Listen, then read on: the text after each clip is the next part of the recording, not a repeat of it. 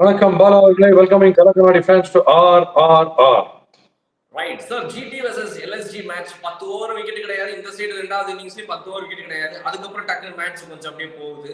ஏன்னா சார், பவுலர்ஸ்க்கு ஒண்ணுமே இல்லாத ஒரு மேட்சா போச்சு. எப்படி இருந்துச்சு? எப்படி மேட்ச் நீங்க என்ஜாய் பண்ணீங்களா? ஜிடியோட ஆடுறவங்க எல்லாருக்குமே நான் ஒரு டிப் கொடுக்குறேன், ஒரு நல்ல சைக்காலஜி கொடுக்குறேன். நீங்க எடுத்து நோட் பண்ணிக்கலாம் என்னன்றது. பட் பிஃபோர் தட் ஒரு சின்ன நேம் சேஞ்ச் இருக்கு ஐபிஎல்ல. ஐபிஎல் வந்து இந்தியன் பிரீமியர் லீக் நீங்க வச்சுருக்கீங்க, அது இந்தியன் பூரான் லீக். இனிமேல் ஞாபகம் வச்சுங்க, இந்தியன் பூரான் லீக் டெய்லி மார்னிங் ஒரு வாட்டி சொல்லுங்க. ஏன்னா உங்களுக்கு ரியல் என்டர்டைன்மெண்ட் அவர் வந்தாதான். அவர் வந்து சிஎஸ்கேல அவர் எப்படியாவது எடுக்கணும்னு நானும் ஒரு 5 வருஷமா ட்ரை பண்றேன், சொல்லினே அது அவங்க ட்ரை பண்றாங்களான்னு தெரியல. பட் சிஎஸ்கேக்கு அவரும் வருண் சக்கரவர்த்தி மாதிரி ஒரு போலர் வந்தா ரொம்ப ரொம்ப பிரமாதமா இருக்கும். இது ஒரு கான்டெக்ட், ஒரு சின்ன இன்ஃபர்மேஷன். எல்எஸ்ஜி வந்து LPG cylinder full of gas இருக்குல்ல, அந்த டைப்ல ஒரு ஃபுல் எனர்ஜியோட எல்எஸ்ஜி வந்து இங்க ஒரு கிரீட் ஆட்டாங்க. Brilliant. Coming to this theory, this GT theory ஒன்று இருக்குல்ல, அவங்க ஜிடி கிராண்ட் ட்ரெண்ட் மாதிரி போவாங்க, திடீர்னு ஜிடி குட் ஸ்ட்ரீக் மாதிரி போகும். அது எப்போன்னா அவங்க நல்லா பாருங்க, அவங்களுக்கு பெஸ்ட் பினிஷர்ஸ் இருக்காங்க. இப்ப மில்லர் அவங்களுக்கு இல்ல, ஆனா மில்லர் இருந்தபோது ஹர்திக் பாண்டியா எல்லாம் இருந்தது டாப் கிளாஸ் பினிஷர்ஸ் டீம். அது அந்த பினிஷர்ஸுக்கு ரோல் கடைசி 3 ஓவர்ஸ் சேலஞ்சிங்கா வரணும். 12 13 run per over, 15 run per over வரணும். வந்ததுன்னா அந்த டீம் வந்து எல்லா மேட்சும் ஜெயிச்சுட்டே இருப்பாங்க. அவங்களுக்கு எங்க ஆப்போசிட் டயமெட்ரிக்கலி ஆப்போசிட் ப்ராப்ளம்னா, ஃபர்ஸ்ட் 6 ஓவர்ஸ் பவர் பிளேல 2 விக்கெட்டோ 3 விக்கெட்டோ விழுந்துனா அது நமக்கு சிஎஸ்கேவோட அவங்களுக்கு ஆடிச்சு நடக்கும். அதுக்கப்புறம் என்ன ஆகும், அந்த மிடில் ஆர்டருக்கு என்ன பண்றதுன்னே புரியாது. அந்த 6th over 20th over fumble பண்ணுவாங்க. இன்னைக்கு வேற மாதிரி ஆச்சு. முதல் 10 ஓவர்ஸ் சாய் சுதர்சன் அண்ட் கில் பிரமாதமா ஆடி 10 to 11 ரன்ஸ் per ஓவர்ல கொண்டு விட்டாங்க. இந்த 2 பேரும் போன உடனே இவங்க பேனிக், என்ன பண்றது தெரியாது. டெம்பரமெண்ட்லி கரெக்டா ஆடணுமா, டெக்னிக்கலி கரெக்டா ஆடணுமா, இல்ல வழக்கம் போல சுத்தலாமா அப்படின்னு சுத்தி எவ்ரி ஒரு 10 பால்ஸ் ஒரு விக்கெட் வந்துனே இருக்கும். அந்த சைக்காலஜி இவங்க என்னைக்குமே மாட்டுவாங்க. அதனால இவங்களுக்கு எப்படியாவது முதல் 2 விக்கெட் நீங்க எடுத்துட்டீங்கன்னா ரொம்ப ஈஸி. உங்களுக்கு ஜிட்டரியா ஒரு கிரிக்கெட் ஒன்று ஆடுவாங்க, ஜிடிஏ ஜிட்டரி ஆயிடும். ஸோ அதையும் நீங்க நான் பார்த்தேன். இந்த செகண்ட் 10 ஓவர் ஒரு டோட்டல் வேஸ்ட். அவங்க 200 தாண்டி போக வேண்டிய ஒரு ஸ்கோர், அதை போய் டோட்டலா வேஸ்ட் பண்ணாங்க. இவங்களும் பிரில்லியண்டா போலிங் போட்டாங்க. எல்எஸ்சியில வந்து அந்த 2 லெக்கிங்ஸ்ல விஷ்ணாய் திக்வேஷ் இருக்காங்க, கண்ணில் வரல விட்டாங்க. ஒண்ணுமே புரியல. பிளஸ் ரோதர் போர்ட்லாம் வரும்போது அவங்க டைப் ஆஃப் ஹிட்டிங்கை நல்லா கால்குலேட் பண்ணிட்டு ஓடி வந்து மெதுவா slow off spinners or slow bouncer போட ஆரம்பிச்சாங்க. டோட்டலி நான் பிளஸ்ட். அவங்களுக்கு ஒண்ணுமே புரியல. 12 ஓவர்ஸ் 120 சார், நீங்க சொன்னது கரெக்ட். 12 ஓவர்ல 120 அடிச்சிருந்த அவங்க கடைசி 8 ஓவர்ல மினிமம் 80 அடிச்சிருந்தாலே, அதே 10 ரன்ஸ் ஓவர் அடிச்சிருந்தாலே 200 மினிமமா டச் பண்ணிருக்கணும்.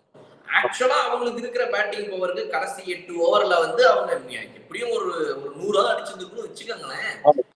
இப்படி ஒரு ஃபம்பிள் வந்து கொஞ்சம் கஷ்டமா தான். பிகாஸ் இந்த சீசன்ல வந்து அவங்க யாரு உள்ள வந்தாலும் வரவங்க எல்லாம் அடிச்சுட்டு தான் இருந்தாங்க இதுக்கு முன்னாடி. பட் இன்னைக்கு திடீர்னு அவங்க அந்த பழைய ஜிடி ஞாபகம் வந்துருச்சு. நீங்க சொன்ன அந்த 2023-22 ஜிடி அவங்களுக்கு ஞாபகம் வந்துருச்சு. அந்த மாதிரி ஒரு இஷ்யூ.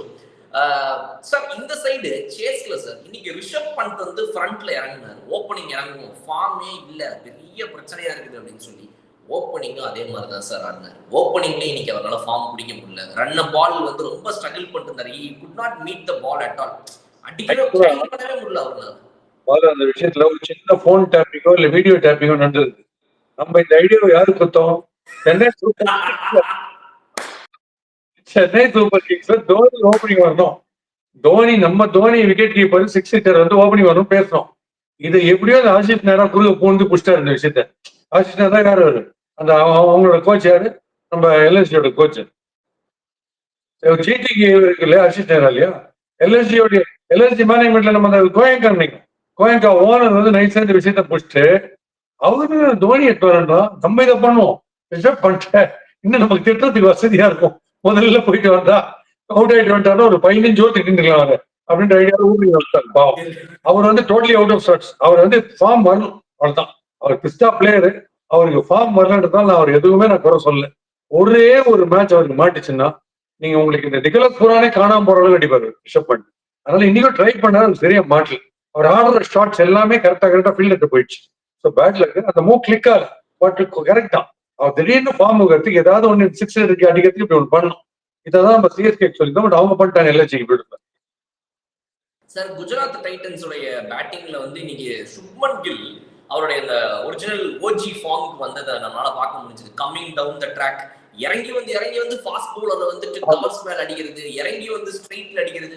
ஸ்பின்னர்ஸையே அங்க பாதி பேர் வந்துட்டு கமிங் வந்து ட்ராக்ல அடிக்க மாட்டேங்கிறாங்க. இவரு ஃபாஸ்ட் பவுலரை இறங்கி இறங்கி அடிக்கிறாரு. இவரோட shots and also placements finding the gaps was very good sir. Power பிளேக்குள்ளேயே இப்போ வந்துட்டு இப்போ சிஎஸ்கே கூட சொல்றாங்க, I am coming back to CSK. அவங்க வந்துட்டு இந்த நாங்க பவுண்டரிஸ் தான் எங்க ஸ்ட்ரென்த், சிக்ஸ் ஸ்ட்ரென்த்லன்றாங்க.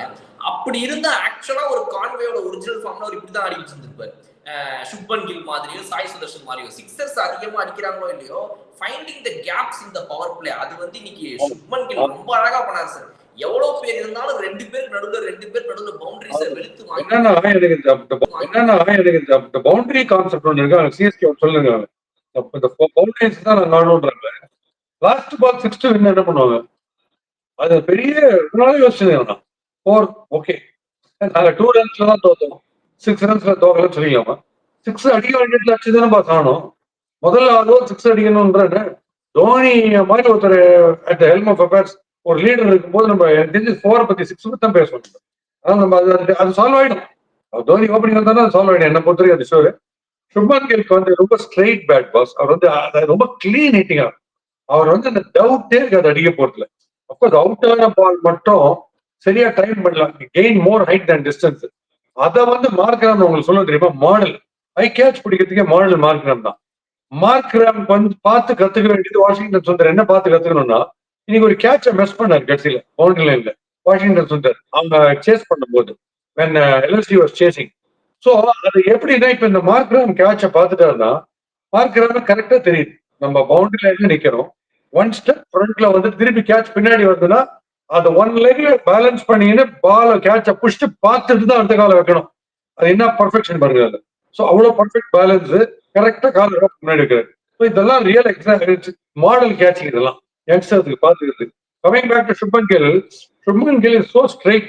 அவருக்கு ஒரே ஒரு பிரச்சனை எப்பயாவது எப்பன்னா, சம்டைம்ஸ் திடீர்னு அக்ராஸ் டோட்டல் ஹாரிசான்டல் பேட்ல போவார், ஒரு ஸ்வீப்புக்கோ ஒரு புல்லுக்கோ, அந்த ball which is coming close to the body, அந்த மாதிரி வரும்போது மட்டும்தான் அவர் கிராஸ் பேட் வரும்போது பிரச்சனையே வருமே தவிர, ஸ்ட்ரெயிட் பேட்ஸ்லயே கவர் டிரைவ், வீல் ஆடுறது, ஷார்ட் டிக்கெட் அடிக்கிற டிரைவ்ஸ் எல்லாமே கம்ப்ளீட்டா புல்லுக்கு போகாம டைமிங் நம்பியே போவார். ஈவன் ஸ்கொயர் கேட்ச் கூட ஃபுல் பிளேடட் ஸ்கொயர் கேட்டா போகாம ஸ்கொயர் டிரைவா போவார், அந்த வீல் ஆடுற மாதிரி. ஸோ அது outstanding player. And of course Sai Sudharshan வந்து அவருடைய ஒர்க் கரெக்டா பண்ணினே இருக்கு. என்ன பண்ண நீங்க சொல்றதுதான், நீங்க சொல்ற விஷயம் கரெக்ட் தான். ஒரு ஸ்டேஜ்க்கு அப்புறம் நம்ம இன்னும் ஸ்ட்ரைக் ரேட் இன்னும் டபுள் ட்ரிபிள் ஆகி போகணும். அதை பண்றது ஸ்டார்டிங்கா ஒரே டைப் இருக்கு. பட் ஆனா வந்து ஒரு கன்சிஸ்டன்சி இருக்கு சார் அவர்கிட்ட. அந்த கன்சிஸ்டன்சி வந்து எந்த டீம்லயுமே ஒரு ஓபனர் கிட்ட எதிர்பார்ப்பாங்க. மினிமமா அட்லீஸ்ட் ஒரு 30-50 ரன் ஒரு அடிச்சு கொடுத்துருவாரு. அந்த கன்சிஸ்டன்சியை மேட்ச்க்கு மேட்ச் ஆடிட்டே இருக்காரு. He can afford to maintain that strike rate because he's got fantastic hitters behind. அதனால அவர் ஒரு எண்ட் நின்னாலே உங்களுக்கு செம்ம டோட்டல் வந்துடும், அதெல்லாம் டவுட் இல்லை. பட் இன்னைக்கு அவங்க மெஸ்அப் பண்ணிட்டாங்க, செம்ம டோட்டல் வர வேண்டியது. பார்ட்னர்ஷிப்ல சொன்னீங்க 2 பேர் போயிட்டாங்கன்னா பெரும் பிரச்சனை. அது இந்த ஜிடிக்கு ரொம்ப ரொம்ப எஃபெக்ட் ஆகுது நான் பாக்குறேன். சார் இந்த டாஸ் பால் போட்டு இவ்வளவு விக்கெட் எடுக்கிற ஒரு பவுலர் இன்டர்நேஷனல் கிரிக்கெட்லயோ டொமஸ்டிக் கிரிக்கெட்லயோ ஷர்துல் தாக்கூருக்கு ஈக்குவலா யாரையாவது நீங்க பாத்திருக்கீங்க? என்ன லக்கு சார் அவருக்கு மட்டும். அதாவது அந்த விக்கெட் டேக்கிங் மேஜிக் எபிலிட்டி அவர்கிட்ட மட்டும் ஒன்று இருக்குது சார். அவர் எந்த பால் போட்டாலும், அது வந்து ஒரு ஸ்லோ பால் போட்டாலும் சரி, இல்ல டாஸ் பால் போட்டாலும் சரி, பவுன்சர் போட்டாலும், அவருக்கு ஒரு விக்கெட் எங்கேயோ wicket taking luck and wicket taking பேட்டர்னே ஒன்று இருக்கும். தோனி ஹீட் பண்ணும்போது இவர் பாத்தீங்கன்னா ஒரு பெரிய டெவிலியர்ஸ் மாதிரி பிளேயரோ, ரசல் மாதிரி பிளேயரோ, போலார்ட் மாதிரி பிளேயரோ ஓடி வந்து அந்த ஸ்லோயிஷ் ஆஃப் பிரேக் ஆர் அந்த ஸ்லோ போடுறது, அது பவுன்ஸ் ஆகி போகும்போது அடிக்க போயிட்டு கிளவுல பட்டு போகும். பெரிய விக்கெட்டா இருக்கும். எடுக்கிற 2 விக்கெட் 2மே மேசிவ் விக்கெட்டா இருக்கும், 60-70 அடிக்கிற விக்கெட்டா இருக்கும். அந்த டைப் ஆஃப் ஃபார்ம் இப்ப ஸ்லோவா வராரு. பட் இப்பயும் இந்த ஃபுல் டாஸ்ல ஒன்று வச்சிருக்காரு வெரைட்டி. அந்த இந்த ஃபேப்ரிக் ஸ்டோர் மாதிரி medium, large, XL, double XL, triple XL full டாஸ் வச்சிருக்காரு சார். இவங்க சாய் கிஷோர் இன்னைக்கு செகண்ட் இன்னிங்ஸ்ல வந்துட்டு ஒரு ஓவர்ல வந்து மெகாவா ஒரு 4 6 ஈத்து வச்சு அடிச்சாங்க நிக்கலஸ் பூரானுடைய இதுல இருக்கும்போது. எனக்கு என்னன்னா இப்ப அவங்க கிட்ட வந்து வேற ஆப்ஷன் கிடையாது அந்த இடத்துல. பட் ஒரு லெஃப்ட் ஹேண்ட் பேட்ஸ்மேன் இருக்கும்போது the last person to bowl to him அப்படிங்கிறது வந்து ஒரு லெஃப்ட் ஆர்ம் ஸ்பின்னர் தான். வேற வழியே கிடையாது. போட்டா அட்டி உரிப்பாங்கன்னு தெரியும். பட் சாய் கிஷோர் நீங்க தப்பான நேரத்துல வந்து மாட்டிக்கிட்டாருன்னு நினைக்கிறேன். பட் அந்த லைன் அண்ட் லென்த் கொஞ்சம் அவர் வேரி பண்ணிருக்கலாம்னு தோணுச்சு. சரி, ஃபர்ஸ்ட் ஆஃப் ஆல் கொஞ்சம் கான்பிடன்ஸ் எங்க இறங்கிருக்கும்னா, அவர் தான் பெஸ்டா போட்டுருக்காரு. இப்போ அவங்க டீம்ல அவர் தான் பிரமாதம் போட்டுருக்காரு. எக்கானமி ஆங்கிள் கண்டெயின் பண்றது டிஃபிகல்ட் ஹிட்ல அவர் போடுறாரு. ரஷித் கான் குவாலிட்டி அந்த மாதிரி இல்ல. ஆக்சுவலா சுப்மன் கில் இவருக்கு தான் பிரசிடன்ஸ் கொடுப்பாருன்னு நினைச்சேன். ரஷித் கானுக்கு முன்னாடி இவர் கொண்டுருவாரு நினைச்சேன். ஸோ அதுல கொஞ்சம் கான்பிடன்ஸ் டவுன் ஆயிருக்கலாம். நிக்கலஸ் போரான்ங்கிறவர் நான் உங்களுக்கு சொல்ல தெரியுமா, நெட்ஸ்ல போடும்போது கூட இது அம்பையர் கிட்ட கேப் அவுத்து கொடுத்துட்டு போடுற ஃபர்ஸ்ட் பால் மாதிரி மைண்ட்ல வச்சு நெட்ல போடணும். ஏன்னா அதை அப்படியே ரெப்ளிகேட் பண்ணணும் match situation atmosphere. So first ball நீங்க லூசனிங் அப் வார்மிங் அப்லாம் கிடையாது போலருக்கு. ஃபர்ஸ்ட் பால் ஸ்ட்ரெயிட்டா most difficult ball for the பேட்டரை போட்டான்னு சொல்லுவேன். பேக் ஃபுட்ல தான் அவர் போடுவார் ரைட்டு. நிக்கலஸ் புரான் கிட்ட என்ன பிரச்சனை என்ன மாதிரி பிளேயர் கிட்ட யூனிக் பிளேயர்ஸ் கிட்ட அவர் உள்ள வரும்போது அவர் மேட்ச் சிமுலேஷன்ல வருவார். நம்ம ஆல்ரெடி 20 நாட் அவுட் பெவிலியன்லயே 3 6 அடிச்சு அவர் வருவார். ஸோ நீங்க டபுள்லாம் அவங்க யோசிக்கணும் அவருக்கு. அதனால இவர் மட்டும் ஸ்ட்ரெயிட்டா ஷூவை பார்த்து ஒரு யார்கர் லெஃப்ட் ஆர்ம் ஸ்பின்லயே அந்த அந்த வித்தியாம வர பால் போடுவார் பார்த்தீங்களா, அதை ஸ்ட்ரெயிட்டா க்ளோஸ் டு த கிரீஸ் போட்டார்னா அதை டிக் பண்ணி அடிக்கிறது கஷ்டம். ஆர் நீங்க அவருக்கு ஓவர் பிச்சோ குட் லெங்தோ ஷார்ட் ஆஃப் லெங்தோ நீங்க போட்டீங்கன்னா அவருக்கு இந்த எலிவேஷன் பாலை பார்த்துட்டாருன்னா அவர் அதுதான் வெயிட் பண்றாரு. அப்படியே இந்த பாம்பெல்லாம் வெயிட் பண்ணுவாங்க வெயிட் பண்ணி இருப்பாரு. அதை கரெக்ட் அடிச்சிட்டார். அதுல மாட்டிக்கிச்சு ஃபர்ஸ்டே குட் லெங்க்ல போட்டு அழகா இல்ல ஆன் த ரைட்ஸுக்கு போட்டுனே இருந்துட்டாரு. அவர் ரெக் பண்ணி விட்டார் அவர் அனாலிசிஸ். அதாவது ஒரு டாப் போலர் ஒண்ணுமே இல்லைன்ற மாதிரி ஆகி விட்டார் அவரோட பேட்டிங். அண்ட் ஆல்சோ கொஞ்சம் ரேரா இருந்துச்சு சார், ஜிடி மாதிரி ஒரு டீம் வந்து ஃபீல்டிங்ல இத்தனை மிஸ்ஃபீல்ட்ஸ் ஒரு ஹாஃப் சான்சஸ் கிடைக்கும் போது அந்த ஹாஃப் சான்சஸ்லாம் கொஞ்சம் கன்வெர்ட் பண்ணியிருந்திருக்கலாம் அவங்க. பிகாஸ் இவங்க 2 பேர்ல வந்து ஏற்கனவே ரிஷப் பண்ணிட்டு அந்த அளவுக்கு ஒன்றும் பெருசா அடிக்கவும் இல்லை, மிஸ்டைன் பண்ணிட்டே இருக்கிறாரு. அந்த ஹாஃப் சான்சஸ் இவங்க அக்வயர் பண்ணியிருந்தாங்க அப்படின்னா கண்டிப்பா வந்து கொஞ்சம் சேஞ்சஸ் நடந்திருக்கும். இனிஷியலாவே அந்த விக்கெட்ஸ் எல்லாம் விழுந்திருக்கும். ஒரு கேட்ச் வாஷிங்டன் தான் நல்லா பிடிச்சாரு. சமத் கேட்ச் அவர் பிடிச்சாதான். இப்போ ஃபார் எக்ஸாம்பிள் நேற்று கூட சிஎஸ்கேல கூட அந்த இதுல வந்து கம்போஜா அவர் ஒன்று டைவர்ட்ஸ் ஒன்று ட்ரை பண்ணார் தெரியுமா, அது கை தட்டினாங்க எல்லாரும். But unless you snap those கேட்சஸ் நம்ம மேட்ச் வின்னே பண்ண முடியாது. அந்த ஹாஃப் சான்ஸை நீங்க மாத்தினாதான். இப்ப கிளென் பிலிப்ஸ் பண்றாரு பாத்தீங்களா ஃபீல்டிங்ல, மேட்ச் மாறிடும். அந்த மாதிரி தான் பண்ணி ஆகணும். வெறும் ட்ரை பண்ணிட்டேன்னு நீங்க எனக்கு கிளாப் பண்ணுங்கன்னு சொல்ல முடியாதுன்ற. இப்ப நீங்க ஒரு கிரெக் சாப்பல் மாதிரி ஒரு கோச் இருந்தாலும் கையில தட்ட மாட்டேது, நீ அதை பிடிக்கணும்னு. ஸோ நம்ம அதான் சொன்ன இண்டிவிஜுவலாக நம்ம யோசிக்கணும் அதை பிடிக்கணும். ஸோ இன்னைக்கு வாஷிங்டன் சுந்தர் அந்த கேட்சை வந்து நம்ம பதோனியை பிடிச்சிருந்தாருன்னா இன்னும் கொஞ்சம் ப்ரெஷர் இருக்கு. ரொம்ப ஈஸியா போயிட்டு இருக்கிற மேட்ச் திடீர்னு 2-3 விக்கெட் வந்து ப்ரெஷர் இருக்கு பாருங்க. அதாவது கடைசி பாலுக்கு விட்டுறவே கூடாது. இனிமே என்ன 1 ரன் பர் பால் தானே அடிச்சுடுவாங்கன்ற அந்த ஆட்டிடியூட் போவே கூடாது. என்ன வேணா நடக்கும். சார் அதே மாதிரி ஃபர்ஸ்ட் இன்னிங்ஸ்ல GT and Sai Sudharsan going smooth sailing, அதை ஸ்டாப் பண்ற மாதிரி ஒரு பேட்டர்னே எடுத்துட்டு வராம அவங்களோட யூஷுவல் பேட்டர்ன் பவுலிங்கே எல்எஸ்ஜி போட்டாங்கன்னு தோணுச்சு. இவர் 2 ஓவர் அவர் 2 ஓவர் இவர் 1 ஓவர், அப்புறம் ரவி பிஷ்னாய் வரதுக்கு நாங்க ஒரு ஸ்லாட் வச்சிருக்கிறோம் வெயிட் பண்ணுங்க. ஸோ அவங்க ஏதாவது கொஞ்சம் பவுலிங்ல ரவி பிஷ்னாயை கொஞ்சம் ஃப்ரண்ட்ல இன்னும் முன்னாடி கொண்டு வந்திருக்கலாம். ஏன்னா பிகாஸ் அவர் ஹீ டுக் த விக்கெட், அவரை வந்து கொஞ்சம் ஃப்ரண்ட்ல கொண்டு வந்திருந்தா இந்த ஸ்பின்னர்ஸ் இன்னும் கொஞ்சம் ஏர்லியா யூஸ் பண்ணியிருந்தா கூட அவங்க அந்த 2 பேருடைய பார்ட்னர்ஷிப் பிரேக் பண்ணிருக்கலாமோ தோணுச்சு. 12 ஓவருக்கு விக்கெட்டே இல்ல, 12 ஓவர்ஸ்க்கு நோ விக்கெட்.